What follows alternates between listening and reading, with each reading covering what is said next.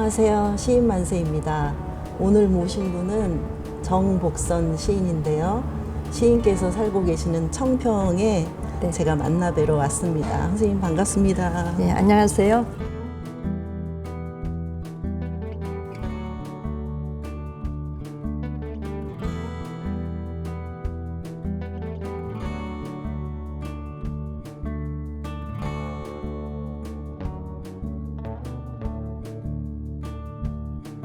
반갑습니다. 이렇게 봄날 좋은 꽃눈이 터지고 이런 시기에 멀리에서 와주셔서 네. 정말 반가워요. 선생님께서는 지난 1월에 호모 노마드의 시적 모험이라는 평론집을 내셨어요. 시인이신데 평론집을 내시게 된 동기가 궁금합니다. 네, 사실 평론집이라는 말 자체는 제가 좀 동의하기가 어렵지만 하여튼 시에 대해서 시인에 대해서 쓴 건 확실하고요. 네. 이제 오랜 망설임 끝에 거의 30년 네. 묵혀둔 원고를 큰맘 먹고 정리해서 낸 것이거든요. 네. 여기에는 시인들과의 대담과 또 시집 리뷰 그리고 좋은 그러니까 시집 전체에서 내 마음에 드는 좋은 시 한 편을 발췌해서 네. 그 감상이라고 할까? 네, 그런 네. 평을 좀 쓴 것이었어요. 네. 그런데- 인터뷰하신 글이 20명 정도 되시고요. 30년 넘게 시평론 이제 시에 대한 글을 써오신 건데 이렇게 많은 시인하고 시를 만나면서 이렇게 평소에 드신 특별한 생각이 있으실 것 같아요. 이미 소천하신 분들이 벌써 많이 생겼더라고요. 네, 오래되셨으니까요. 그런데 다시는 볼 수 없는 그런 훌륭하신 시인분들을 만나서 네. 대담할 수 있는 기회가 있었다는 게 저로서는 시인 인생으로서는 굉장히 행운이었어요. 네, 저도 이렇게 선생님들 만나 뵈니까 그게 정말 소중한 시간이 되더라고요. 예. 네, 그래서 지금 생각하면 네, 아 나도 뭐 장자의 나비 꿈을 꿨나 네. 한때 꿈이었나 그런 생각조차 들어요. 아, 그때 이렇게 생각나시는 분들이 있으세요? 특별하게? 예, 많이 생각나는데요. 좀 많긴 하지만 너무 많은데 뭐 김구용 선생님, 네. 또 뭐 황금찬 선생님, 홍윤숙 선생님, 김영태 선생님, 가셨죠, 박재삼 다들. 선생님, 뭐 또 강민 선생님, 네. 성창경 선생님 너무 많네요. 정말 많이 하셨네요, 선생님. 네네.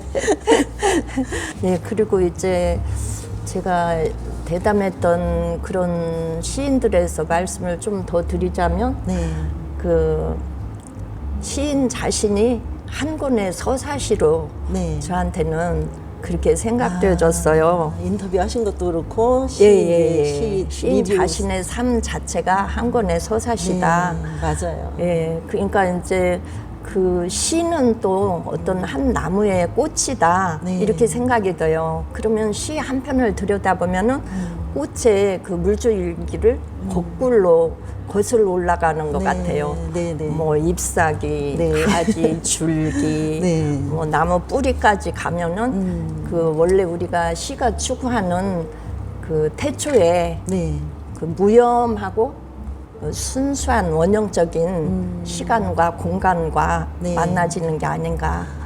네, 그런 생각이 들었어요. 그렇게까지 또 깊이가 있어지네요. 네네. 네.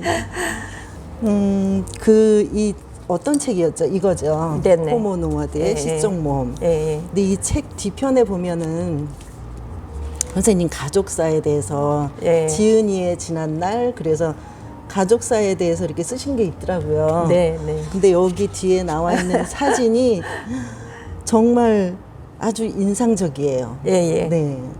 사진에 대해서 좀 네. 아니 누구나 자기 가족에 대한 네. 애틋한 마음 또 막 아련한 네, 네. 그리움 같은 거는 다 마찬가지일 네. 거예요. 근데 이 흑백 사진은 네. 그러니까 선생님. 내가 6살 때니까 6살 때. 얼마나 오랜 세월 묵혀둔 여기 있는 예, 예. 가장 꼬마가 예. 그런데 이게 이 언니가 7이나 돼서 저까지 딸만 8인데요. 네. 이 8사람이 아무도 출가 안 한 상태에서 네. 부모님 모시고 찍은 아. 단 한 장의 이런 소중한 사진이에요. 정말 소중한 사진이네요. 네네. 그리고 이제 네. 정말 우리 가족사를 다 얘기하려면은 아라비안 나이트에서처럼 액자 속에 또 액자, 그 액자 속에 또 액자, 네. 이게 이야기가 끝이 없거든요. 네. 근데 이제 그 중에 우리 부모님에 대해서만 조금 말씀드리고 싶은 거는 부모님에 대한 그 죄송함, 어떤 네. 송구함 때문에 이 책에도 이제 그러니까는 아버지의 이름과 네, 어머니의 네, 이름을 이제 올리고 사진도 올렸는데요. 네, 네, 이제 아버지에 대해서 조금 네, 네. 말씀드려도 될까요? 네. 아버지는 굉장히 슬픈 분이셨어요. 이제 1907년이면 정말 언제예요, 그때가. 예. 근데 1907년생인데 그 7살 때에 저희 할머니께서 난산으로 돌아가셨어요. 네. 근데 그때를 말씀드리려면 되게 슬픈데 그렇죠. 이제 난산으로 고생하시는 할머니를 할아버지께서 손수레에 태워가지고 그 촌에서 사셨는데 전주에 예수병원이라고 선교사들이 세운 병원이 있었거든요. 병원도 많지 않았을 거예요. 예, 거기까지 30리길을 예, 30 이렇게 리를. 손수레로 가시는 동안 예, 얼마나 애를 태우셨을까요? 가셨는데 이제 거기 가서 그 옛날에 그게 한 1913년 무렵인데 네. 제왕절개까지 하신 거예요. 아, 우리나라에 그런 수술이 있는 줄도 그러게요. 알려지지 않은 네. 시절에 그랬는데 두 분 다 돌아가셨어요. 생명을 그러니까 구하지는 못했어요. 어머님하고 할머니와 아기와. 아기하고. 예, 그래서 이제 아버지께서는 늘 7세 여의신님 날마다 그리워요 이런 시를 짓고 평생 이제 할머니를 그리워하시기도 하고 눈물 나요. 그러게. 예, 정말 우리 애달픈 이야기는 우리 뭐 6.25 동란 때 더 많은 이야기들이 있으니까 뭐 이 정도는 아무것도 아닐 수도 있죠. 그리고 이제 아버지에 대해서 네. 조금 더 말씀드리자면은 이제 전라북도에서 그 48년 정도 교사직에서부터 교장직까지 아. 예, 재직하시고 퇴직하셨는데요. 네. 그 동안에 그 매없는 교육을 지향을 하셨어요. 그리고 자식 사랑 못지않게 제자 사랑이 네. 굉장히 많아가지고 그 한때 일제 강점기였기 때문에 네. 일본인 교장들이 다 초등학교 교장이셨거든요. 아, 네. 그러니까 일본인 교장이 별 큰 이유도 없이 그 제자를 데려다가 교무실에서 목검으로 때려가지고 뭐 전치 뭐 한 5주 이렇게 부상을 입혔대요. 영화 같은 거 보면은 예, 예. 그런 일이 있잖아요. 예, 정말. 예.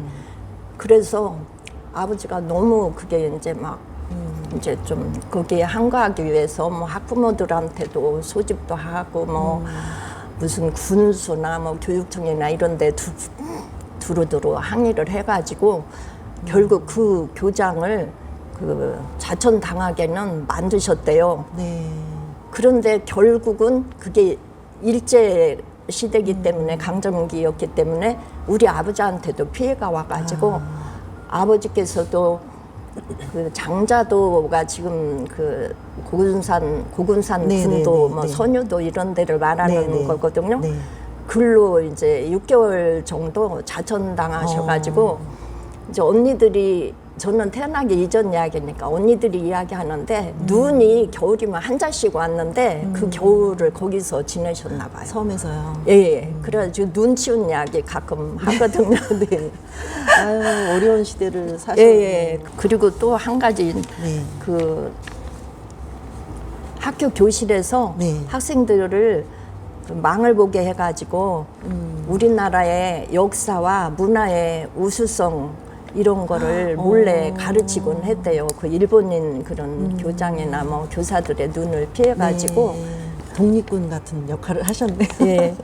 그래서 이제 이런 이야기는 제가 어떻게 더 소상히 알게 됐냐면은 조선일보에서 내가 걸어온 사도, 네네네. 정, 인자, 섭자 이런 네, 아버님. 예예예 타이틀로 6회에 걸쳐서 생전에 쓰신 글이 연재됐는데 그거를 제가 이제 컴퓨터에 저장해 놓고 네네. 가끔 읽어보고 아버지에 대해서 그리움을 펼쳐보고 지금도 그렇게 합니다. 보시고 하네요. 예예. 네. 예. 정말 훌륭하신 분인데 어머님은 어떠셨어요? 어머님은 좀 잔소리가 없으시고 네. 우리들을 그냥 묵묵한 사랑 있잖아요. 특별히 표현 안 하는 네, 묵묵한 사랑인데 네. 성격은 활달하시고 네. 노래 부르는 거 좋아하고 노래도 이렇게 가끔 뭐 보면은 춘향의 뭐 옥중가 같은 거 있잖아요. 아, 뭐 네네. 쑥대머리 네네네. 귀신용용 막 이런 거를 잡기장에 이제 일제 강점기에 초등학교를 나오셨기 때문에 그 이제 글도 잘 쓰시고 뭐 그랬는데 그렇게 써놓고 배웠던 그런 기억이 나요. 아유, 말씀하시는 거 들으니까 그 아버님과 어머님에 대한 그리움이 얼마나 크신지 알 것 같아요. 예. 저는 딱 이제 고2 때 네. 이제 아버지께서 병환으로 좀 쓰러지셨어요. 그래서 좀 몇 개월 동안 또 힘든 생활을 이렇게 견디고 그러다 보니 네. 이제 어머니께서 좀 눈물로 서울로 가는 건 포기해야 되겠다. 그래서 뭐 어떻게 해요? 뭐 형편이 그런 거. 네. 그래서 제가 이제 거기 전주에 있는 대학에 들어가서 네. 뭐 영문학을 뭐 전공을 했지만 그 시절에는 그렇게 공부는 열심히 안 했어요. 그냥 이제 좌절과 이제 방황 이런 게 많다 보니까 하고 싶은 걸 못 하셔서. 예예. 그러니까 뭐 좀 시집을 읽는다든가 시에 좀 이렇게 마음을 붙인다든가 하여튼 현실에 답답한 그런 제약에서 벗어나서 이렇게 뭐 넓은 그게 초원 같은 데로 이렇게 노마드적 그런 모험을 그때부터 그런 생각을 하셨네요. 꿈꾸고 싶은 네. 그런 마음이 있었지 않았나. 오히려 시에 대한 관심이 그때부터 생기신 것 같은데 그때는 시도 조금 쓰기 시작했어요. 그래서 시작도 좀 하고 네. 대학 시절에 뭐 네. 좀 시작을 많이 했었는데 네. 이제 결혼을 하고 보니 네. 이제 뭐 애들 키우고 뭐 생활에 시달리다 보니까 네. 이 꿈을 잠시 접어두었었는데 네. 이제 다시 나 자신을 좀 찾아봐야 되겠다. 네. 이것이 나의 인생의 전부는 아니지 않을까 하는 그런 생각이 들어가지고 30대 초반에 다시 시를 쓰고 이제 대학원에 진학을 하고 그리고 또 시작을 열심히 해가지고 88년도에 등단하셨네요. 예. 88년에. 예, 그때 시인이라는 이름표를 비로소 달았어요. 그러셨구나, 선생님. 예. 그럼 이제 시 얘기를 한번 해볼까요, 선생님? 네. 그 시 우선 이제 시 얘기하기 전에 시 한 편 낭송을 해주시면 좋을 것 같아요. 선생님 시를. 예. 지금 최근에 네. 21년도 불교문예 봄호에 네네. 예. 제 사진과 함께 신작시 특집이 5편이 네, 실렸고요. 벌써 나왔네요, 부모가. 예. 윤정구 선생님이 해설을 써주셨어요. 네. 그래서 그 시 중에서 네. 한 편만 제가 네. 낭송을 해보겠습니다. 네. 낭독입니다. 겨우살이 정복선 바람이 불었다. 헤맬수록 더 헤매고 싶었다. 부대낄수록 더 부대끼고 싶었다. 바람의 어깨 넘어 더 높은 가지에 이르고 싶었다. 높고 거친 험지일수록 머물고 싶었다. 아찔한 낭떠러지일수록 발붙이고 싶었다. 참나무 껍질 구석에 묻어둔 마음. 떨며 비 맞으며 막힌 곳에도 틈이 생겼다. 겨울. 그대들이 대지 위에서 거니는 동안 홀로 세상과 격리된 만큼 점점 부풀어 어느새 치렁해진 머리칼 사이사이 노란 꽃망울들이 맺히네 피어나네. 춥고 배고픈 하루가 노란 열매로 노숙하네. 나는 높이를 가졌다. 벼락의 눈을 가졌고 깊이를 가졌다. 새들이 와서 목숨을 적시면 먼 데로 또다시 가뿐히 따라가는 성성적적이라네. 감사합니다. 저도 정복선 선생님의 시를 한 편 읽어보겠습니다. 예, 예. 네. 회사와릇 시장의 찻집 정복선.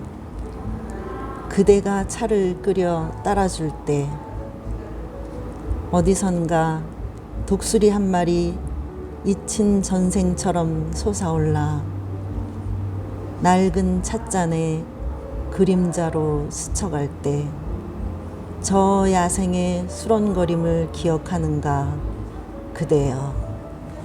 감사합니다. 선생님 시를 읽으면 이렇게 생각 속으로 빠져들어가요. 정말요? 명상에 잠기게 하는 것 같아요. 네, 선생님 시집을 7권 내셨어요. 시를 쓸 때 특별히 마음 쓰시거나 중요하게 생각하시는 것이 있으신가요? 글쎄요, 일부러 이제 처음에 시를 쓰고 싶어한 이유를 네. 좀 궁금 생각해 보니까 네, 아까 말씀드렸듯이 현실적인 좌절감, 제약 이런 것으로부터 네, 이제 벗어나고 싶고 이상적인 시공간으로 이렇게 날아오르고 싶은 그런 심사가 있었는 것 같아요. 네. 그러니까 정주의 답답한 울타리를 네. 벗어나고 싶다. 네. 예, 뭔가 좀 더 넓고 높고 그 환한 시공간으로 네, 네, 네. 나아가고 싶다 하는 그런 마음이 있었던 것 같고요.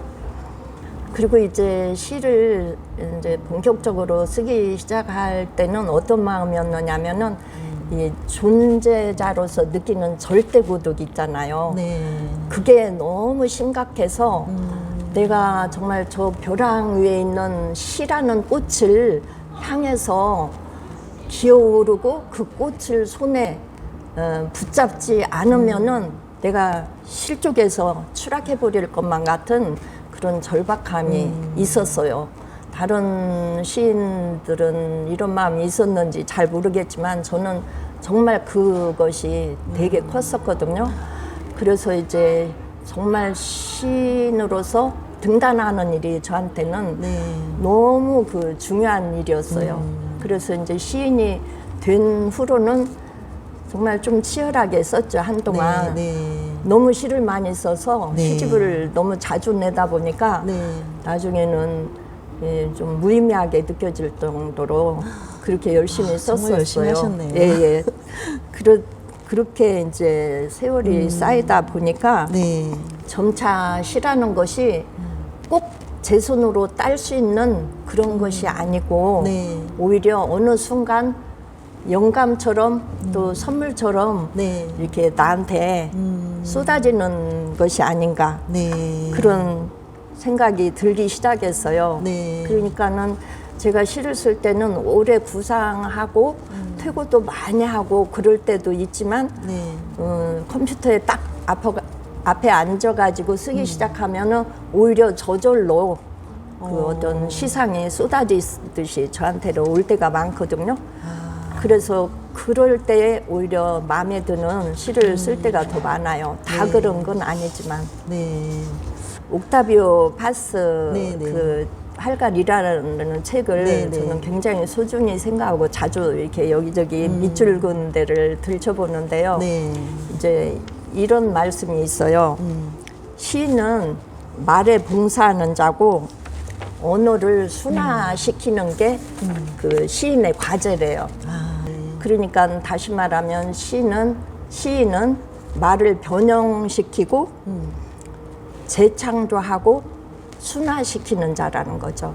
좀 과작인 편이거든요. 저도 그렇게 많이 쓰는 건 아니에요. 그러니까 초기에는 많이 썼지만 나이 들어가면서는 과작인 편인데 최근에는 무엇을 어떻게 쓰겠다 이런 의도 없이 이제 마음 가는 대로 국 가는 대로 쓸 때가 더 많고요.